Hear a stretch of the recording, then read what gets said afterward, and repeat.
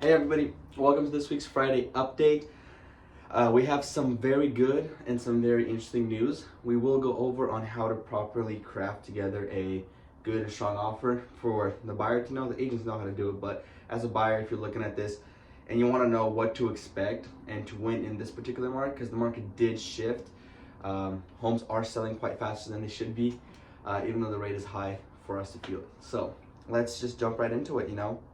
Your 30-year conforming is still sitting at a 6.4, which, as I said last week, it's good that they're balancing out in the mid sixes. Go to 6.2, 6.6, 6.4, 6.5. It's good to see that. That way you see some kind of stability rather than seeing 7.2, 5.9, 6.5, 5.8, 7.3, just jumping all over the place. This way they're at least in some kind of parameters holding together. Jumbo is at a 5.96, so it is roughly 0.01 higher than what we were doing last week, but technically today we're in the green, so it's not too bad. As you know, we are pending closing on two properties. One of them is in Shoreline, so that condo we did appraise at value, which is great. It's going to be the most expensive condo sale there in the fastest time in that community and surrounding area, which is good for us. That's good. We do also have that offer that we're pending on. So the home was fully renovated, full gut was done to it. My clients liked it, as I did speak in the last one. They had their top three. This was number 3 on the list, and then it bumped up to number 1. They were fond of it, so they decided to submit an offer. They wanted $900 for the property. We came in a little bit under, we came in at $840 at first. Negotiated for a few hours, and we settled at $850. And our original offer had a waived inspection. Then we noticed a gas smell inside, so we pushed the inspection back into it.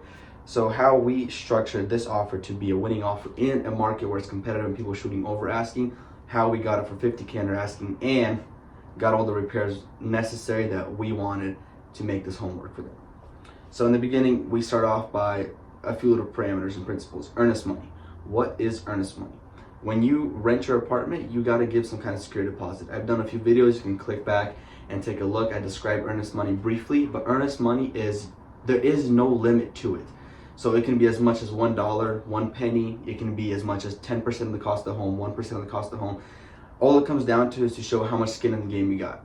So if there's multiple offers going around, etc., and you're shooting and you're like, well, our offer is very similar to the other ones. How can we, instead of throwing more money and getting the home for a higher price, how can we see more competitive? One of two ways. The first way is you can just up your earnest money. It's going to be a down payment either way. If you're pre-underwritten, if everything is looking good on your loan and you know you're going to get that financing in there, up your earnest money. Go from 1% to 2% to 3% of the cost of the home. That way it shows the sellers that, okay, well, they're dropping, it's a $600,000 house, and they're putting $18,000 as earnest money right up front to be held in a third-party account. So it's not even being held by us. It's not being held by the seller's agent. It's being held by escrow third-party account. So escrow is able to release that money to the seller or the buyer at any given point, but there must be written consent from both sides. So if for some reason you're not able to buy the property and the seller demands that earnest money be given to him or to her, you have to write off and sign off on the doc stating that you will give that money to them. Until then, they're not going to release it. So your money is well safe and protected. Don't worry, it's not going to go and disappear somewhere.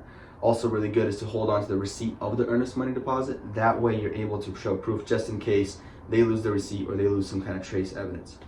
Now, there is also an option. You can do 1% earnest money and do it released upon pending. So the moment they accept your offer, let's say it's a $600,000 house and you're giving $6,000 in earnest money, the moment they accept your offer, you can put it in your offer stating that when they accept, you'll give them that earnest money right away.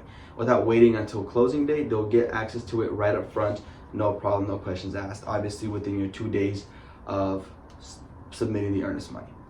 That is great because that shows that you're actually serious about purchasing the property and not just here to play games or still shopping around for options. If you're dead set on a home, this is an option without having to drop 18 grand. You can just only put in 6 grand, and either way, you're confident that you're gonna get the home. Number 2 is your escalation. So with the amount of offers that we're getting, like properties in Auburn, we're touring with a client of ours, and property was listed for $499 back in December. They dropped it down to $435 now. And I talked to the agent and she's like, yeah, it's been 2 days on market that we relisted and we have 6 offers currently. So they're bumping back up. So instead of just throwing one solid offer and saying, okay, hey, we'll give you $450, boom, bottom line, you can do an escalation clause. What an escalation clause does, it outbids by a certain parameter of money the offer that's higher than yours. Let's say you give an offer at $435 at asking price, but the most you'll pay for this property is $450. So any offer under $450 that is given to the seller, you'll outbid them by $1,500, $2,500, $5,000, depending on what the amount that you want to set there. So if it's $2,500, so let's say they get an offer at $440, $5,000 higher than yours. Now your offer is $442, $500. So that way you keep winning until it gets to $450.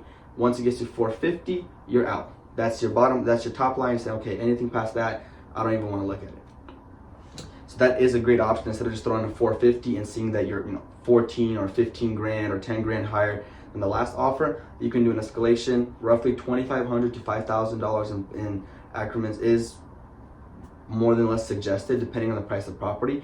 If it's in the low 400s, 500s, I'd say $1,500, $2,500 to do it. If it's up there, up north towards like 800, 900 to $1 million, 5 to 10 grand depending on the rest of your offer, what it's looking like. Inspection. You can always do an inspection.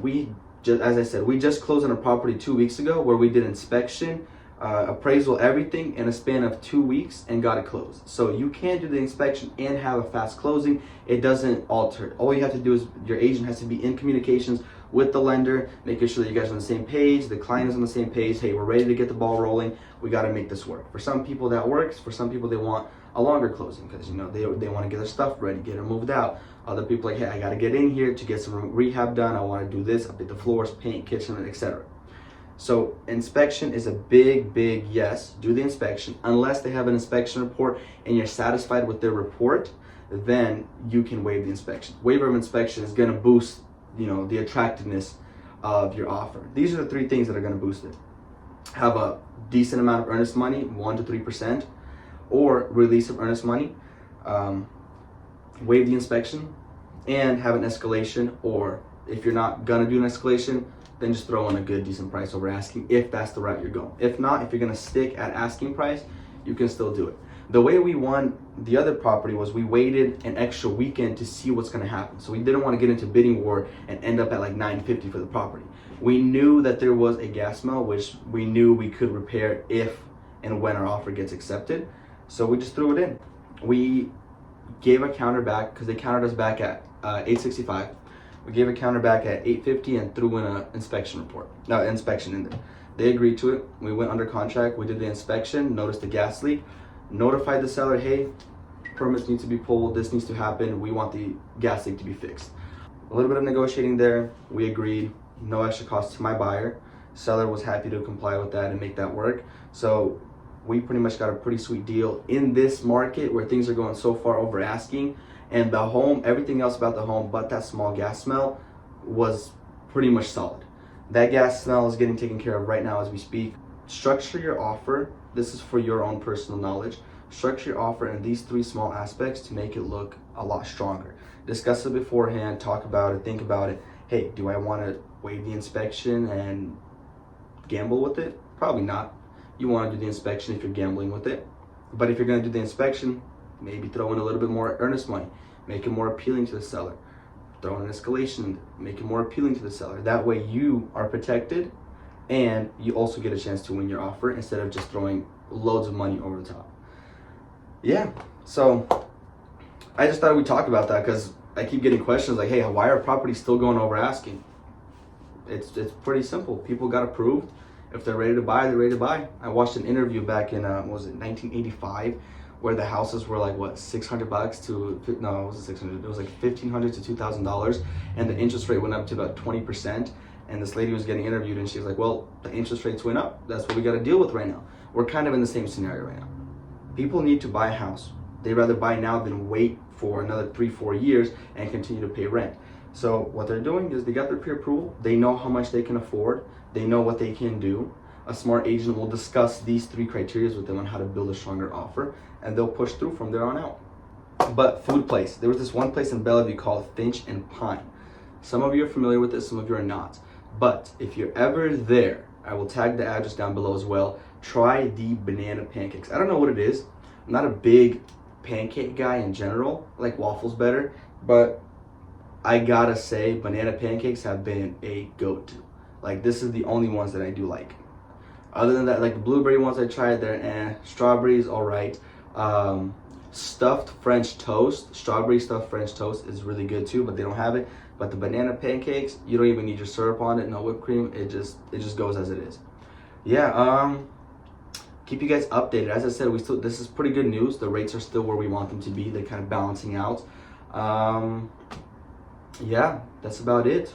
We'll see what the market has to show. Should get some more properties in this weekend and the following weekend. So those who are looking and are looking with me, you gotta wait it out a little bit. Unless you want to compete, 1, 2, 3 steps on how to make your offer much more stronger. All right, I'll see you guys next week, and then hopefully we get either better rates or more inventory.